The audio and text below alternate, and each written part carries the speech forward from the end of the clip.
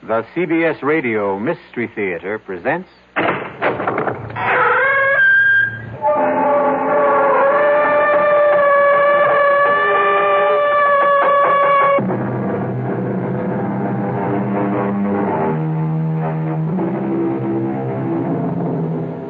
Come in. Welcome. I'm E.G. Marshall. Welcome to the sounds of suspense. To the fear you can hear, to the terrifying world of the imagination. I'm your guide for a journey up a mysterious mountain. Deadman's Mountain is what it's called. Going is really no problem. It's coming down that separates the living from the dead. Doctor, a man simply cannot age 40 years in one night. I wish I knew what to tell you, Mr. Johnson. I saw George last evening at dinner. He was 35.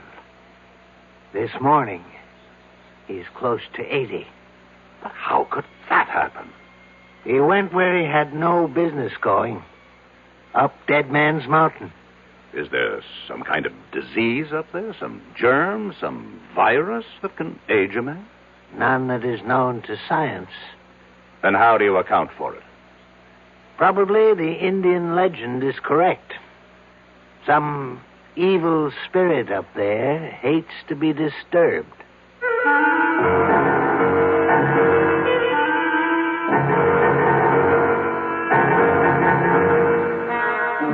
Our mystery drama, Deadman's Mountain, was written especially for the Mystery Theater by Sam Dan and stars Alan Hewitt.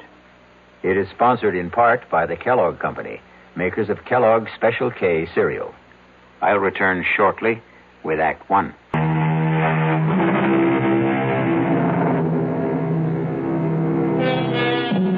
R.J. Johnson sits at his desk. Yes, the R.J. Johnson. The mysterious, the remote R.J. Johnson. I better explain that. His ways are mysterious, except when his plans include you. He is remote, except when he wants something from you. Then his presence can become an overwhelming reality. Some say R.J. is the richest man in the world. Some say he's the second, the third, the fourth richest. Does it matter? All we need to know is that on this particular morning, R.J. Johnson sits at his desk, as usual, and is formulating plans to buy or sell what? An industry? A government? Somebody's soul? Parker, I want us to maintain our short position on Consolidated Industries. It's bleeding down steadily, and we should help depress it a bit, too. No, I'm not afraid of anything like that. They won't get a government contract. We can see to it. Pick up National Computer and Starlight Oil. I want our full concentration on those three. I'll call you back later. Yes, Mrs. Dollard. Come in. Mr. Johnson, George Morrissey is here. And about time. I want hourly reports on Consolidated, National, and Starlight to see to it that Parker can always reach me. Now, have Morrissey come in. But, sir, about Morrissey. Is there a problem? Well, I... You were saying? Perhaps I should have said... Mrs. Dollard, are you all right? Perhaps I should have said... There's a man outside who claims to be George Morrissey. Mrs. Dollard, you know George Morrissey. I thought I did. If there's any doubt, check security. I did. Then that settles it. He could never hope to get past the lobby elevators if he weren't George Morrissey. Mr. Johnson, maybe what I'm trying to say is... There's a man out there. And I don't want him to be George Morrissey. Have him come in here. Yes, sir. Mr. Johnson will see you now. Do you see what I mean, Mr. Johnson? Mrs. Dollard, is this your idea of a practical joke? Who is this? Please, R.J., don't yell at her. I can't stand noise. George? Yes, George. can't be George. Look at me, R.J. Look at me. I can't believe it. You don't want to believe it. What happened to you? Please let me sit down. He walked out of this office 3 weeks ago. Yes, 3 weeks ago. He was a man of 35. And now... Now I know. I look in the mirror. I could be 75. His hair is all white. He's wrinkled, stooped. And that's not the worst of it. I feel 75. I couldn't even walk without this cane. George, the first thing you have to do is tell me exactly what happened. I was at Manitou Mountain, getting the development deal set, and R.J., listen, we'll have to forget it. Give it up. What are you saying? I'm saying forget it. Look at what happened to me. They said, all the locals, they said, the mountain was haunted.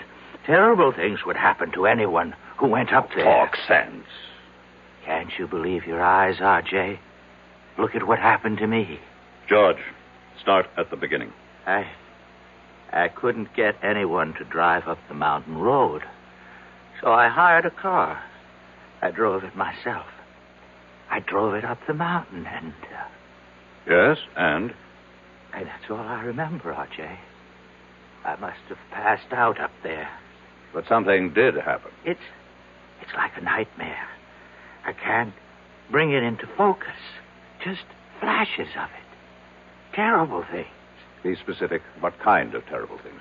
Shapes, forms, voices, saying I was going to die, that my life was falling away, that it was disappearing. What kind of shapes? What sort of forms? I don't know. What size were they? What color? I don't know. You say voices. What kind? High, low? R.J., I were they don't men's know. voices? Women's? I can't remember. Now pull yourself together. Pull myself together. Look at me. I'm an old man. I've been robbed of half my life. Now think. How long did you stay on the mountain? I don't know. Somehow I managed to get the car turned around. I drove back to town. I found a doctor. What's his name? I don't know. What did he say? I can't remember. R.J., I came here to warn you. The mountain, it's haunted. It's cursed. Give up the project. Mrs. Dollard, call Dr. Waterson. No. Doctor can't help me anymore. But I can help you, R.J. Give it up. Give up the project.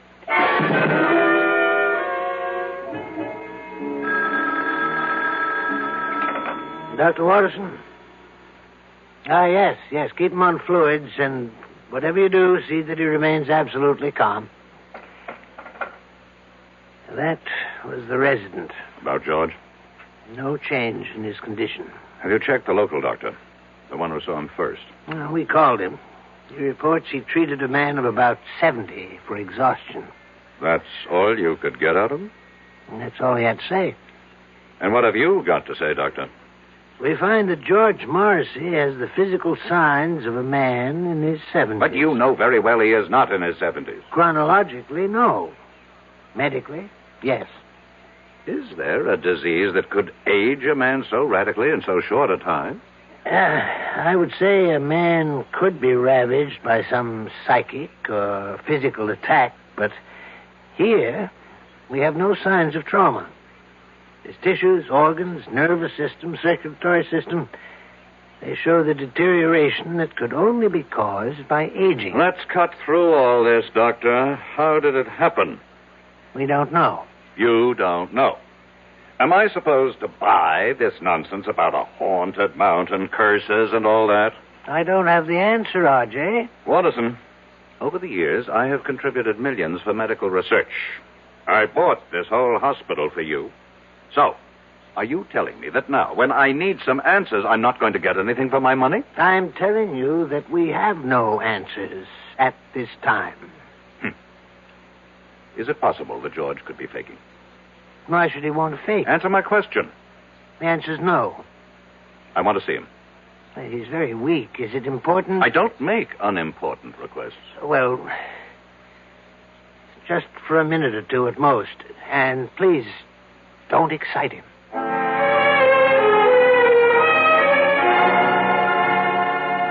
I won the club championship, and I was named third team All-America. George.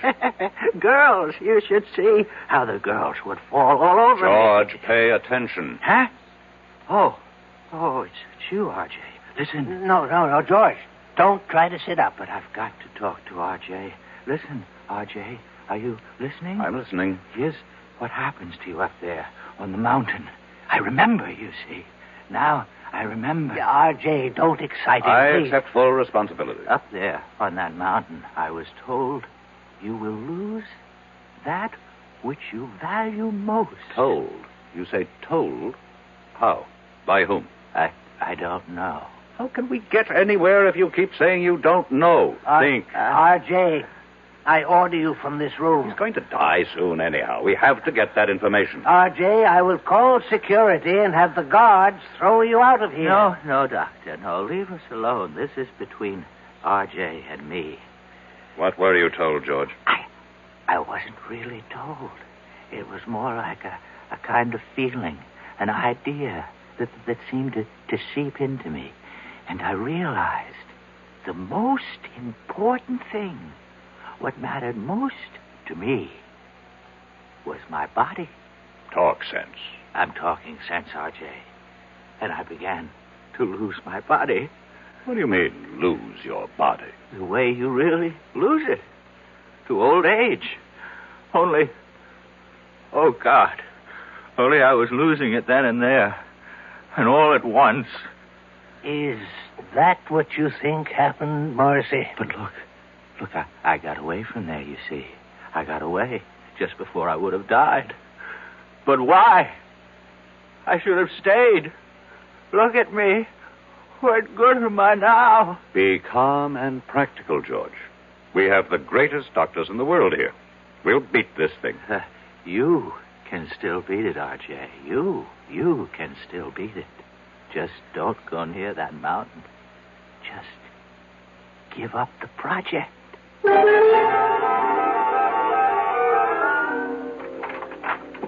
You wanted me, Mr. Johnson? Has Parker called while I was out? Yes, sir. He reported in. Consolidated stock is still falling. That's good. National computer is rising. And Starlight Oil is doing well with the new government. Tell him to increase our holdings. Try 10%. Now, cancel the rest of today and all of tomorrow. Yes, sir. Call Chuck Daly. I want him here in 3/4 of an hour. Sir. What is it? Well, Chuck's about to leave for Florida. His daughter's getting married this afternoon. Tell him he is to fly me up to the Manitou Mountain area. But, Mr. Johnson... Now, what is it, Mrs. Dollard? You can't go up to Manitou Mountain. Why not? You saw what happened. What did happen? You saw George Morrissey. About George Morrissey. Either he caught a disease... But medical science doesn't know of such a disease. Medical science is constantly being surprised. Obviously, someone does not want me to develop the Manitou Mountain Resort Complex. And perhaps they managed to buy George Morrissey. But I would bet my life on George Morrissey. You must never bet your life on anybody, Mrs. Dollard. The nearest town to Manitou Mountain is Lafayette Center. Reserve a room for me there at the motel. But he is George Morrissey. Fingerprints, dental records. Reserve it under the name R.J. Smith. Mr. Johnson, are you going up there alone? You know perfectly well, Mrs. Dollard, that the way to get something done is to do it yourself. But isn't it dangerous for you to go? Mrs. Dollard, I have complete freedom of action because, as you know very well, practically nobody on the outside has the faintest idea of what I look like.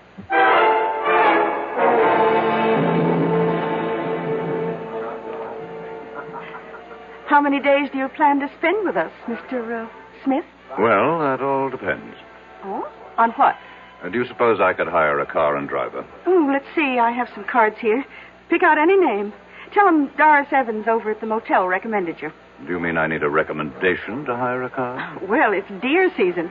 Can't expect a man to concentrate on his business. I would think you can if you pay him and he recognizes his obligation. Well, I can see you're a very serious-minded person, Mr. Smith. What brings you up to our frivolous part of the world? I intend to do some sightseeing. Sightseeing? Well, I hear you have some very beautiful country. Oh, yes, we do have a lot of very beautiful country up here. Wild, unspoiled. And we aim to keep it that way, too. Tell me, is there a doctor in town? Oh, I hope nothing's wrong. I wouldn't want you to get sick on us while you're here. No, I should just be checked every now and then. Oh, well, we do have Doc Stallings. Does he have office hours now? His office hours are when he's not hunting or fishing. But I think he'd give up a chance at a 12-point buck for you. Why? Well, he doesn't get an opportunity like this every day. To do what? To treat the world-famous R.J. Johnson. I see.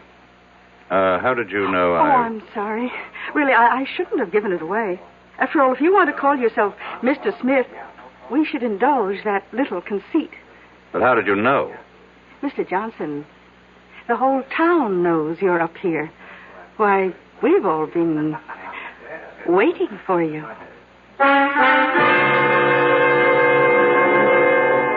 We've all been waiting. Waiting for what reason? Had they also been waiting for George Morrissey? And George was only R.J. Johnson's hired man. We'll be back shortly with Act 2. Only as directed.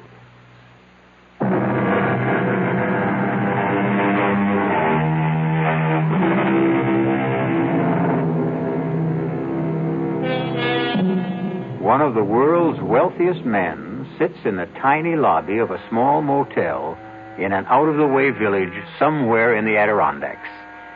And suddenly he feels that all of his money and power somehow seem to be very far away at this anxious moment. You say the whole town's been waiting for me, Mrs. Evans? Yes, we've been waiting. Why? Well, you own us now. I own you. In a manner of speaking. You own all the land that surrounds this village. I would think of myself as more of a neighbor. Well, we don't think your plans for the area will make you a good neighbor. You had your chance to protest against the project at the hearing. And we did. And after the legislature weighed all the pros and cons, they acted in the interests of the entire state, not your narrow provincial prejudices. You really believe that, don't you? I certainly do. Well, we know why certain votes went a certain way. Oh, do you? Suppose you tell me. We know there was bribery and pressure. Really? None of this was found by the special prosecutor's office. Well, I must admit, though, I admire your courage. My courage? To come up here, all alone, without your thugs. Oh, just a minute, Mrs. Evans. Oh, they have clean fingernails, excellent manners, college degrees. But they help you to steal and cover your tracks. In that sense, they're no better than common thugs. You really believe that, don't you? Now, let me set you straight. I have never done anything illegal. Oh, you can't be serious. No court has ever found me guilty of any crime. Congratulations. But here's what I am guilty of. Success. And this has earned me the envy and the hatred of millions of people. But that's human nature. I understand that. What I don't understand is the attitude of the people in this town. I'm not taking anything from you. I'm going to make every one of you rich. Can't you believe it? Oh, yes. We believe it. Do you have any idea how property values in this town will skyrocket when the development is here? Yes, indeed. Then why is everybody so unhappy? You know, you remind me of my husband. My late husband, that is. In what way? He was an unsuccessful version of you. He also worshipped money. But he didn't know how to make it. Now, what happened to your husband? He went up to what your investment brochure calls Manitou Mountain. Deadmans Mountain, we call it around here, and it killed him. How could the mountain kill him? It's an old Indian legend. Unless your conscience is completely clear, that mountain will kill you. Well, it killed poor Sidney Evans, rest his soul. Killed him? How? He was discovered at the foot of it. He was completely shriveled. There must be an explanation. Doc Stallings never found it. He just wrote it up as death due to causes unknown. Stallings is, after all, only a country doctor. That's right, he is. Tell me, how do your high-powered city doctors explain Mr. Morrissey? Well, you know about Mr. Morrissey. Oh, the whole town knows about Mr. Morrissey. Poor Mr. Morrissey, he went up there. Something he had no business doing. I must correct that. He had every business doing it. He was my agent inspecting my property on orders from me. But the fact is he went up there, and the mountain got him. Have other people met with mysterious results after climbing that mountain? Oh, very few and far between. We may be just country folk up here, but we learn from experience.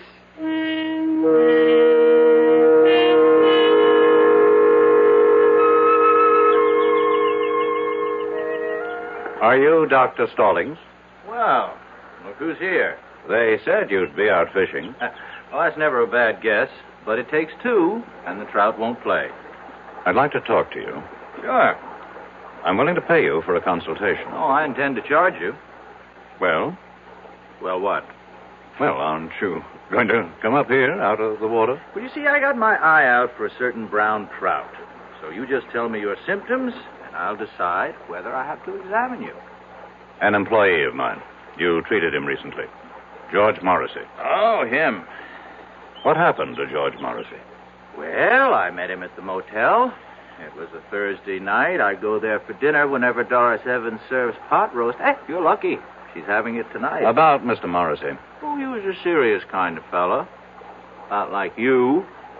Same no-nonsense, let's get right down to it attitude. I'm only interested in what happened to Morrissey. What happened? Well, he wanted to hire somebody to drive him up to Deadmans Mountain. And nobody would do it. That's right. Why? Well, you've been told why by now, I'm sure. I'm asking you why. I'll tell you the same thing. That's impossible. Why is it impossible? Oh, I see what you're thinking. It's all right for the simple-minded hicks up here to swallow that superstitious nonsense, but me, I'm a doctor. A product of a highly sophisticated, specialized education. That's exactly what I'm thinking. Well, think again, because I believe it, too. There has to be a reasonable, logical, rational explanation for what happened to George Morrissey. Oh, there is. He offended the spirit of the mountain. Oh, you consider that reasonable, logical, rational? Would you feel better if I said there's something up in that mountain, a virus, a bacillus, a fungus, which somehow causes immediate aging? It would be a more rational explanation. You mean more acceptable? I want to know what you believe, and I'll pay you for it. I believe the evidence. If you go up there, you can die. But why? Because a great spirit lives up there, and he values his privacy. That's impossible. I saw George Morrissey at dinner one night. A vigorous, athletic-looking man in his 30s. I saw him again the following evening. A broken old man, half dead. And you explain it with this half-baked legend. Well, how do your city doctors, with all their modern facilities, explain it? Your Dr. Watterson, a world-famous diagnostician, he called me. He asked me. This thing has to be cleared up. Why? What's wrong with a nice, quiet mystery? If word of this becomes general, it can destroy the entire project. Uh-huh. Is that bad? Millions of people will be deprived of an opportunity to enjoy healthful recreation in a fresh country environment. But it won't be fresh country, you see. You'll have superhighways and smoke and noise and honky-tonk resorts. I'm convinced that you people are up to something. Well, you tell me what. I don't know. But I assure you, I have the resources to find out. Well, if you ever do, let me know.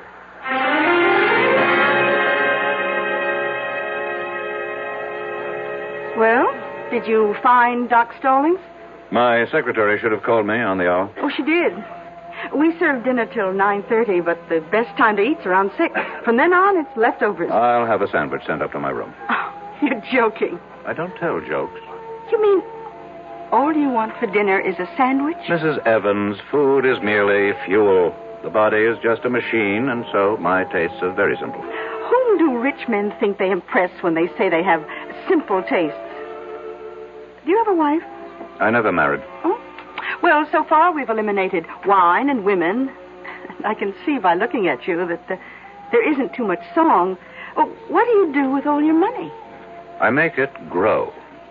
Well, whatever you do, don't go up that mountain. I don't think I need any more advice from anyone around here. I would like to place a call to New York. You go up that mountain, and when you come down, you'll be penniless. You have my secretary's number there. Please put it through. Just remember, I told you.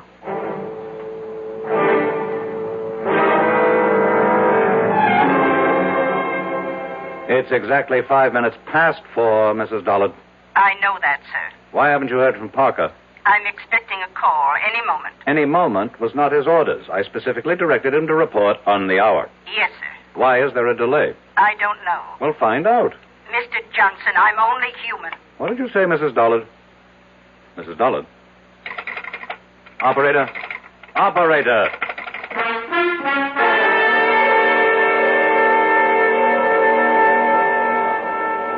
Now, see here, Mrs. Evans. Oh, Mr. Johnson, I was just trying to reach your room. I've been cut off in the middle of a crucial telephone call. Carlotta, the phone company operator, she just told me that we can't get through to New York for a bit. What are you saying? Well, you've seen those signs along the roads. Look out for falling rocks. Well, we just had a pretty good slide on Route 640. But I must talk to New York. A lot of wires are down, but Ed Bailey and his boys will have it fixed before long. Oh, hi, Doc. Hello, Doris. And why does the celebrated R.J. Johnson look so agitated? Well, he can't make a phone call. Oh, my. You know, Mr. Johnson, as a physician, I have a prescription that could keep you healthy and happy for years. Doctor, I'm in no mood for your folksy philosophy. I have to make a phone call. Don't you want to hear my prescription? How long will it take to repair the lines? So, maybe an hour. An hour? Maybe less. I would prescribe the following. Chuck it all, Mr. Johnson. Give it up, settle down here, and marry Doris. Oh, I'm not sure I'd want to marry him, Doc. I'm not out to marry anybody. Oh, why not? What's going on in this town? Are you people crazy? Where's the police station? The police station? Well, we do have a sheriff. Send for him. What do you want the sheriff for? There has to be some kind of plot. Where can I find the sheriff? Oh, you don't have to find him. He's coming in the door right now. Hi, Elwood. Evening, folks. A gentleman here wants to see you, Elwood. Yes, sir. Sheriff, I need your help. That's what we're here for, sir. My name is R.J. Johnson. Pleased to meet you. Sheriff, these people are trying to... Yes, sir? These people are out to do me harm. Which people? Among others, these two. But Doc Stallings here is the greatest guy you'd ever hope to meet. Matter of fact, he takes care of me. And I personally vouch for Doris. She's my sister.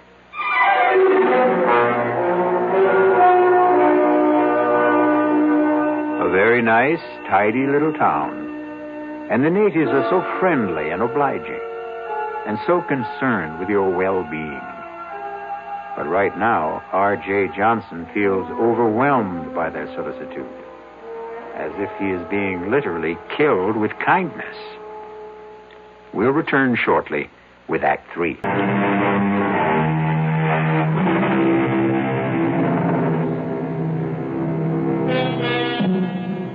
Are the people of Lafayette Center the kindly, generous-hearted folks they seem to be? Or is this a place of evil where death waits for strangers, especially a wealthy stranger like R.J. Johnson? How are these good people out to harm you, Mr. Johnson? I don't know, Sheriff, but something is going on. And I demand protection until I can get some of my own people up here. You've got to appreciate my position, Mr. Johnson. There's nothing I can do unless you make a charge. Well, we're only trying to help him, Elwood. You see, I look at this man's face and I hear the tension in his voice and I see his color, you know. So I say to him, change your way of life.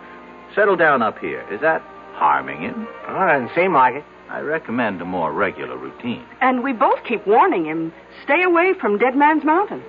Mr. Johnson? Thinking about... For reasons best known to yourselves, you people are determined to keep strangers at a distance. Oh, we'd only be too happy if more folks would move up here. And so you invented this nonsense about a cursed and haunted mountain. But why? You know why, Sheriff. Because to any man of intelligence and courage, it presents a challenge. But before a man goes up there, you prepare him. Well, gentlemen, you can stay and listen to all this. I've got to serve dinner. By all means, Mrs. Evans. We can continue this discussion at the table. Oh? I thought all you wanted was a sandwich. Oh, no. Tonight, I'm having all the trimming.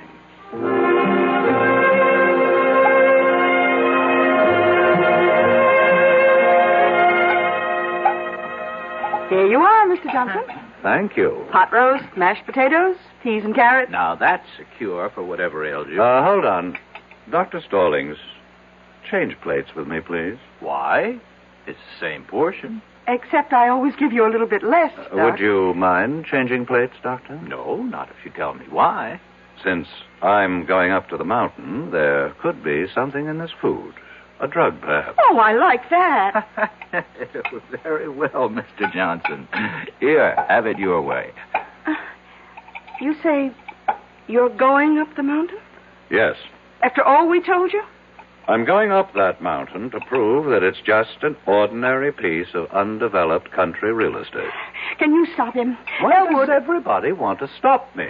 Well, look what it did to your Mr. Morrison. Suppose, for the sake of argument, there is something dangerous up there, and it gets me. Isn't that to your interest? Without me, there can't be a development project. Well, we have a more basic interest. We have obligations as human beings. Well, now, I will need a car. There's a road, I assume. Oh, yes, sir. Leads up to the top. But why go now? At night? Because the word should get around. R.J. Johnson drove up this Deadmans mountain, as you call it, in the dead of night, and just as calmly drove down again. But, Mr. Johnson, You really... have something to learn, Mrs. Evans. You think a man becomes rich through trickery, violence, and all manner of illegal, immoral, and unethical acts. I never said that. But you believe it. Tonight, you're going to discover how I became rich. By daring to do what other people consider impossible. It's that simple. I would still advise you to keep away from that mountain. Let's end the little game, Doctor. I have humored all you people long enough. Well, very well. How do you account for George Morrissey? Very simple. George Morrissey is not R.J. Johnson. Oh. Does the spirit of the mountain, going along with the legend, kill everyone whose conscience is not clear? Very well. I'm safe. My conscience is unblemished. Elwood, I still think you should stop him. The sheriff has no right to interfere. I'm merely inspecting my own property. No, he's right, Doris. A little exercise in morality here. Who would care to accompany me? You look down on. You are the pillars of virtue. You mean there isn't a clear conscience among the three of you? I'll drive you. Doris. Doris, what are you saying? He's challenged us. But, Doris, you know you can't fight the mountain. Well, we can't let somebody else get killed up there either. Well, what can you do? Well, at the first sign of anything suspicious, I can turn the car around. Mr. Johnson, you've got yourself a driver, and I suggest we leave right now. The moon goes down early around here. First, I have to call New York. But the lines are still down. How do you know? Carlotta will let us know when they're fixed. Maybe I'd better wait. Oh. Don't tell me you're starting to have second thoughts. I have some very important things to check out. Well, we can drive to the top of the mountain and back again in an hour. How do you know? Have you done it before? No, just a guess.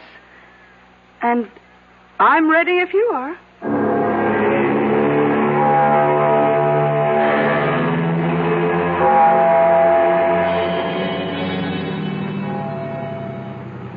Well?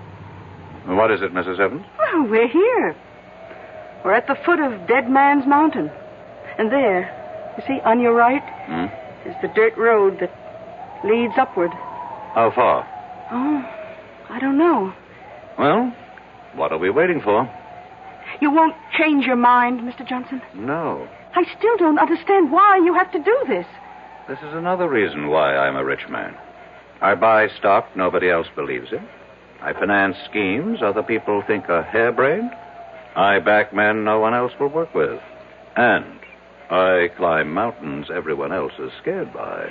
I'm climbing this mountain, too. Then you also deserve to be rich.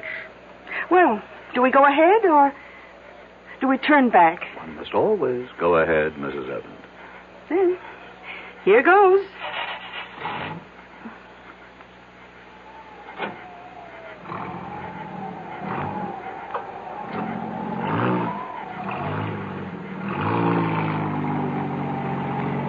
How do you feel, Mrs. Evans? All right. I guess. You guess? How do you feel? I don't have to guess. I know. I feel great. It should be interesting. What? Let's assume all you people are right. This mountain is haunted by a great spirit who strikes down all who have guilt. Which one of us do you suppose he'll strike down? Well, I don't have a guilty conscience. I wonder about that. I heard the doctor say you had a weakness for men with problems. Your late husband, maybe he didn't have problems. Maybe you had the problems. Well, we all have problems. Stop for a moment. What's the matter? I think I heard somebody. I haven't heard a sound. Listen. RJ, I'll have the security guards throw you out of here. It's Waterson. It's Dr. Waterson. What's he doing up here? Who's Dr. Waterson? He's looking after George Morrissey. I'll throw you out of here. Didn't you hear him? There's no one around but you and me. Now that I think of it, that's a strange way for Waterson to talk to me. He would never have the guts to say that unless he knew something. Look, I think we'd better turn around. No. I think I'm learning something. Waterson, do you know that Waterson is Parker's son-in-law? Oh, who's Parker? My administrative assistant. He executes all my orders. Suppose Consolidated Industries is not going down. Suppose it's starting to go up. Suppose Parker is still holding. Oh, come on, Mr. Johnson. Just relax. Huh? Now, if it's too much for you up here, let's turn back. Tell me, Mrs. Evans, how did you know I'd be here? Well, we just assumed. No one told you. Who would tell us? A pilot. My pilot. I didn't even know you had one. He may have been put out because I made him fly me here on his daughter's wedding day. Oh? Well, that really wasn't nice. I pay him enough, but he didn't tell you. No. Listen. I don't hear anything. Just listen. There. I'm only human, Mr. Johnson. I'm only human. Why would she answer me like that if she didn't know something? I don't hear a thing, Mr. Johnson. I'm only human. Let me tell you about her. She's quiet. She's almost mousy. But she's ambitious. I can tell. I've made her a rich woman. She's in on it. She's in on it, too. She and Parker and Morrissey. They worked it out. And you're in on it, too. Me? They wanted me out of the way. And so all of you got together. You worked up this phony scheme. Look, we're going to turn back. Answer the phone. What phone? Answer it. Hello. Hello. Mr. Johnson, I have the latest quote on Consolidated. It's going up. It can't go up. It's gone up 5 points so far. Get Parker. Close it out. Close it out. I can't find Parker. Get him. Get him. Mrs. Dollard. Mrs. Dollard. Who are you talking to? My secretary. She hung up on me. How could she hang up? There's no phone. Consolidated is going up. But there's no stock market at night. Mr. Johnson, it's going crazy. National computer is going down. Have Parker sell at once. I can't find Parker. Mrs. Dollard. Mrs. Dollard.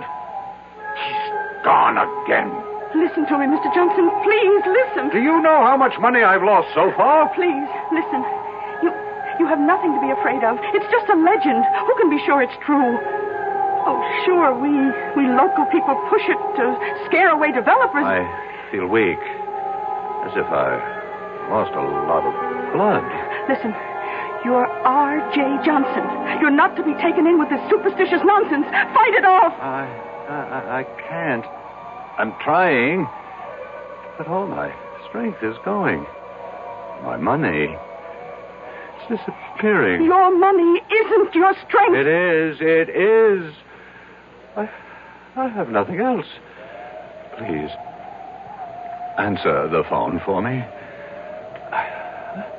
I can hardly lift the receiver. The rebel government just nationalized Starlight Oil.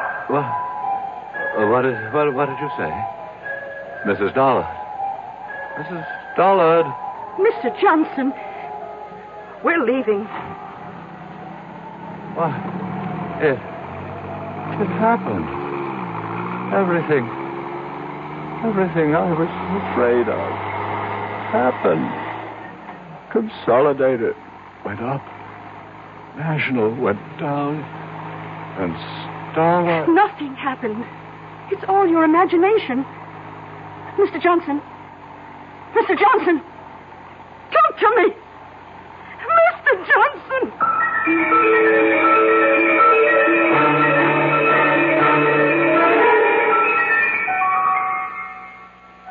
He's dead. How? Why? Doris, I don't know. There isn't a mark or a sign on him. It's as if all the force and vital energy just left his body. Well, maybe it's all for the best.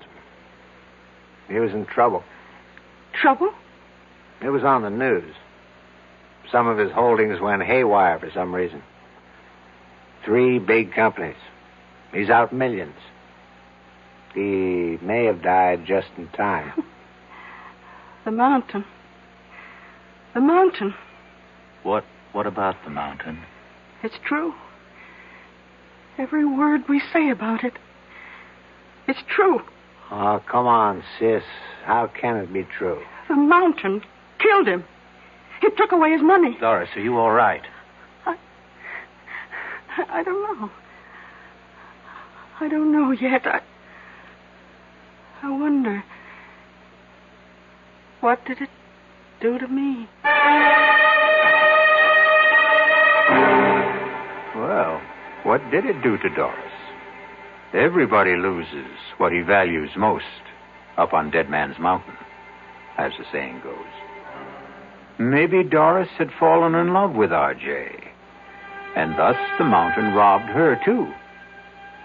I'll be back shortly. Who knows how to help you solve your shopping problems? Your Better Business Bureau knows. For heaven's sake, this store won't give me back my $25 for the ice skates. All they would give me is this credit slip, and they don't even have any more skates in my size. Oh, what am I going to do? Madam, not all stores make cash refunds on returns, you know. Who are you? I'm the man from the Better Business Bureau. You know, only some stores will make refunds because it's their policy to do so, not because they're required to do so. Next time, remember, find out about a store's policy on refunds and exchanges before you buy. I guess you're right. Well, you know, it's just another tip from your Better Business Bureau.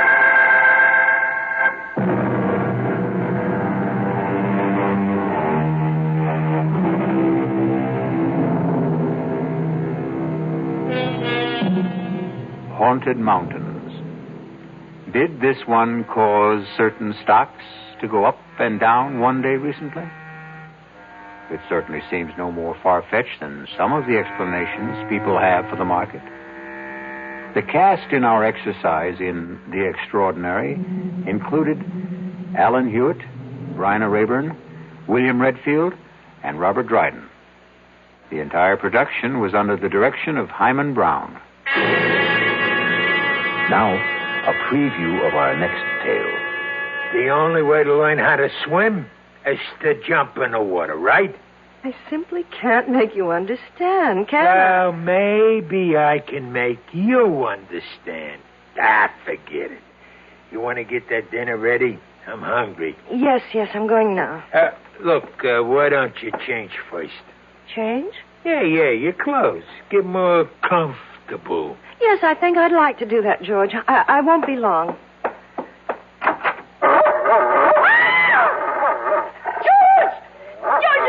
There's a dog on our bed. A horrible big dog. Take it easy. That's my surprise. That's it. Tell her. Get him out of here. Please, George, take him away. It's only a dog, for Pete's sake. He's not going to hurt you. Get it out, George. Please. Radio Mystery Theater was sponsored in part by Anheuser-Busch Incorporated, brewers of Budweiser. This is E.G. Marshall inviting you to return to our Mystery Theater for another adventure in the macabre.